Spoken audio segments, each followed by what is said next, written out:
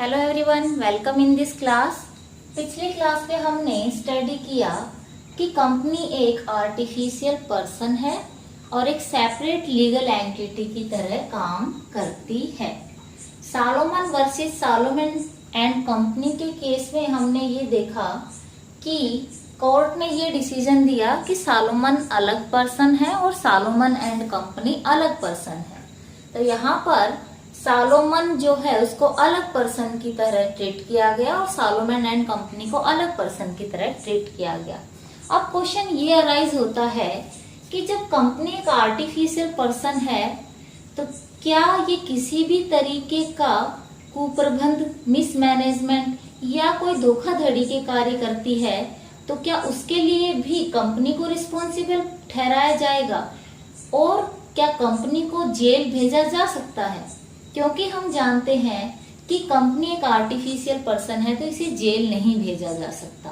तो इसका अभिप्राय तो ये हुआ कि कंपनी किसी भी तरीके का कोई भी कार्य करती रहे उसे जो है फिजिकली पनिशमेंट नहीं दी जा सकती।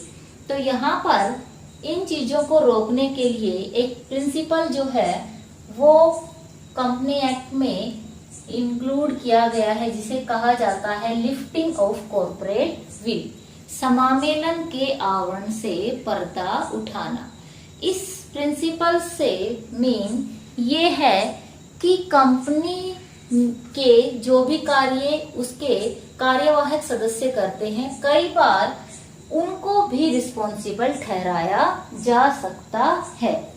कंपनी में कुछ ऐसे प्रोविजन दिए गए हैं जिसमें कंपनी के पीछे जो संचालक मंडल है जो कंपनी के बिहाफ पर काम कर रहा है उन्हें भी रिस्पॉन्सिबल ठहरा के सजा दी जा सकती है ताकि फ्यूचर में कंपनी फ्रॉडुलेंट एक्ट ना करे, धोखाधड़ी ना करे और किसी तरीके का मिसमैनेज ना करे। तो इस सिद्धांत को कहा जाता है समामेलन से पर्दा उठाना या समामेलन का आवरण उठाना। जो कंपनी के पीछे जो लोग हैं जो काम कर रहे हैं उनको रिस्पॉन्सिबल ठहराना। अब यहाँ पर कब कब जो है किन किन परिस्थितियों में कौन कौन से ऐसे प्रोविजन है जब कंपनी के समामेलन से पर्दे को उठाया जा सकता है। तो सबसे पहला है अंडर स्टैच्यूटरी प्रोविजन। कुछ वैधानिक प्रोविजन है उनके तहत कंपनी के समामेलन से पर्दा उठा सकते हैं। मतलब कंपनी के बिहाफ पे जो कार्यवाहक सदस्य हैं काम कर रहे हैं उनको रिस्पॉन्सिबल ठहराया जा सकता है। कब कब ठहराया जा सकता है? यहाँ पर पहला जो इसका सब हेड है वो है कि जब नंबर ऑफ मेंबर कम हो जाए, जितने स्टैट्यूटरी बताए गए हैं, विधान में बताए गए हैं उससे मेंबर अगर कम हो जाते हैं तो यहाँ पर समामेलन से पर्दा उठाया जा सकता है। जैसे एज वी नो कि अगर कोई प्राइवेट कंपनी है तो वहां पे मिनिमम 2 से कम सदस्य अगर रह जाएं और अगर कोई पब्लिक कंपनी है तो मिनिमम नंबर ऑफ मेंबर 7 होने मैंडेटरी है। अगर 7 से कम सदस्य रह जाते हैं तो समामेलन से पर्दा उठाया जा सकता है। इसका अभिप्राय ये है कि प्राइवेट कंपनी में 2 से कम सदस्य होने पर और पब्लिक कंपनी में 7 से कम सदस्य होने पर उन सदस्यों को रिस्पॉन्सिबल ठहराया जा सकता है जो कार्य वो कंपनी के नाम से कर रहे हैं। इसके बाद जो नेक्स्ट प्रोविजन है वो है investigation the work of company. कई बार अगर लगे कि कंपनी का जो कार्य है वो सही तरीके से नहीं किया जा रहा, मिसमैनेजमेंट किया जा रहा है, तो भी जो कंपनी का संचालक मंडल है उसको उस कार्य के लिए रिस्पॉन्सिबल ठहराया जा सकता है। उसकी जांच पड़ताल करके उनको रिस्पॉन्सिबल जो है ठहराया जा सकता है। नेक्स्ट जो प्रोविजन है वो है अगर कोई फ्रॉडुलेंट ट्रेडिंग, धोखाधड़ी का व्यापार करती है कंपनी तो यहाँ पर भी कंपनी के जो कार्यवाहक सदस्य हैं, जो संचालक मंडल है उसको रिस्पॉन्सिबल ठहरा के उनको सजा दिलवाई जा सकती है। नेक्स्ट जो इसका प्रोविजन है वो है नॉन डिस्क्लोजर और miss description of company name. कई बार कोई भी अगर कॉन्ट्रैक्ट करते हैं कंपनी के संचालक मंडल, तो यहाँ वो तो या तो कंपनी का नाम डिस्क्लोज नहीं करते या उसमें बदलाव कर देते हैं। तो यहाँ पर कंपनी के कोई भी कॉन्ट्रैक्ट हो कंपनी के नाम से होना चाहिए। अगर उसमें किसी तरीके का ऐसा लगता है कि कंपनी की डील्स को पर्सनल डील दिखाया जा रहा है, तो जो पर्टिकुलर पर्सन इस काम को कर रहा है उसको रिस्पॉन्सिबल ठहराया जा सकता है। जो प्रोविजन है वो है कि यहाँ for establishing the relationship of holding and subsidiary company. यहाँ पर ये समझना जरूरी है स्टूडेंट्स कि होल्डिंग कंपनी क्या होती है और सब्सिडरी कंपनी क्या होती है।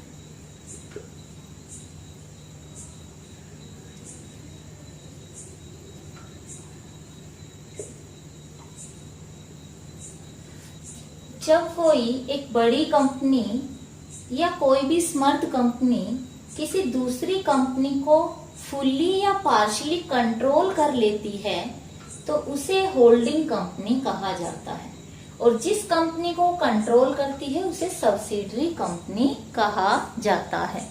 तो यहाँ पर जो ये सिद्धांत है लिफ्टिंग ऑफ कॉर्पोरेट वेल, ये तब भी लागू हो सकता है जब ये कोई जानना चाहे कि क्या ये दो कंपनियां हैं ए और बी, लेट एज्यूम, तो यहाँ पर इनके बीच होल्डिंग और सब्सिडरी का रिलेशनशिप है या नहीं है।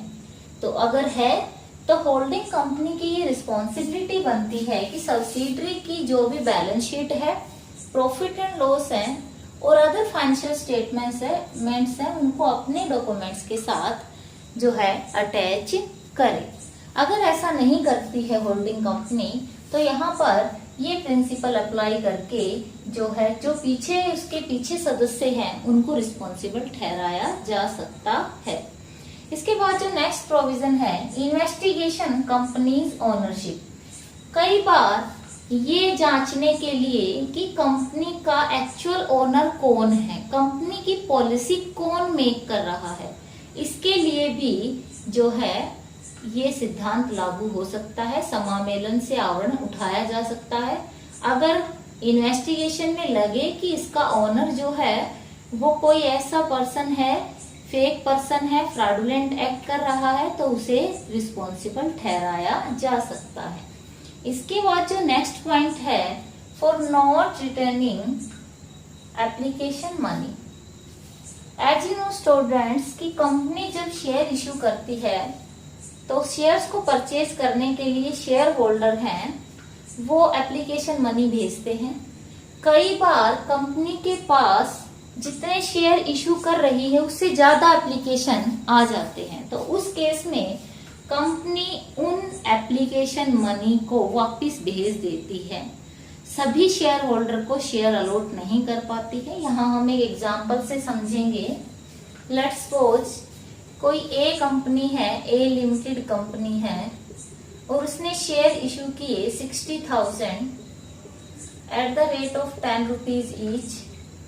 एप्लीकेशन आ गए 70,000। अब यहाँ पे अलॉट कितने कर सकते, जितने शेयर इशू किए हैं 60,000 को ही शेयर अलॉट किए गए।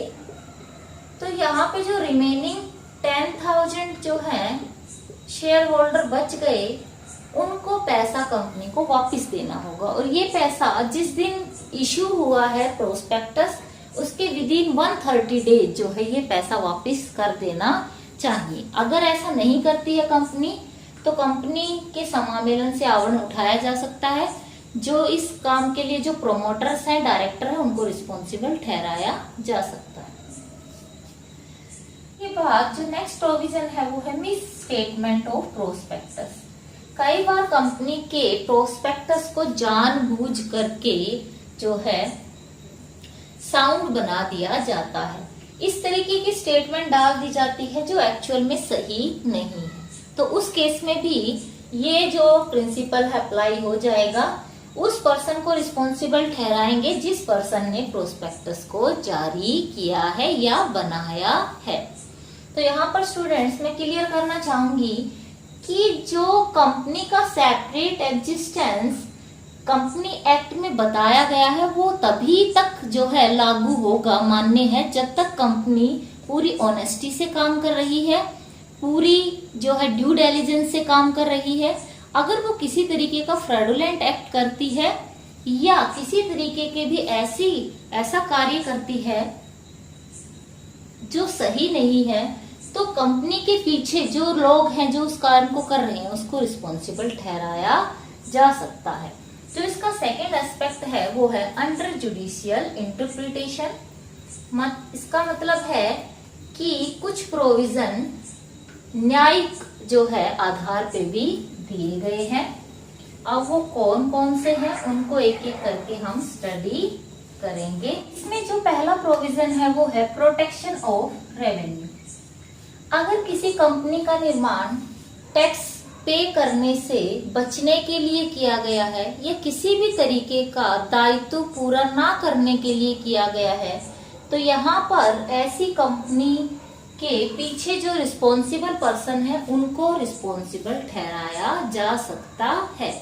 कई बार क्या होता है स्टूडेंट्स कि कोई भी पर्सन टैक्स से बचने के लिए या वेल्थ टैक्स से बचने के लिए या अदर जो भी टैक्स है उससे बचने के लिए कंपनी का निर्माण करते हैं। तो यहाँ पर कंपनी को और उस पर्सन को एक ही माना जाएगा अगर उसने इस तरीके का रेवेन्यू को प्रोटेक्ट करने के लिए कोई कंपनी खोली है तो। इसका जो नेक्स्ट प्रोविजन है वो है prevention of fraud and improper conduct. अगर कोई भी पर्सन इसलिए कंपनी का निर्माण करता है कि किसी को धोखा दिया जाएगा या किसी के साथ इम्प्रॉपर आचरण किया जाएगा, असंगत आचरण करने के लिए या धोखाधड़ी करने के लिए किसी कंपनी का निर्माण करता है, तो उस कंपनी के द्वारा किए गए कार्यों के लिए उस व्यक्ति को रिस्पॉन्सिबल ठहराया जाएगा जिसने इसके लिए कंपनी का निर्माण किया है।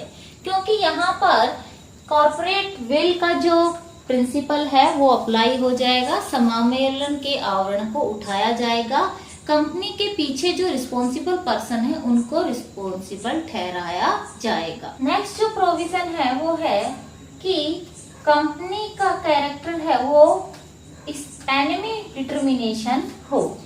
इसका अभिप्राय ये है कि अगर कंपनी के जो प्रोमोटर हैं उसमें ज्यादातर प्रोमोटर उस कंट्री के हो जो एक एनिमी कंट्री है, शत्रु देश है, तो स्टूडेंट्स आपको पता है कि शत्रु देश से किसी तरीके का कांटेक्ट नहीं रखा जाता।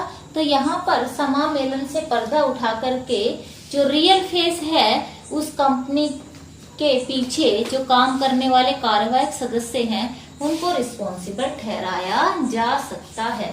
सो स्टूडेंट्स, हमने अपनी इस क्लास में कि कौन कौन से ऐसे प्रावधान हैं, प्रोविजंस हैं जिसमें lifting of corporate will principal apply होता है।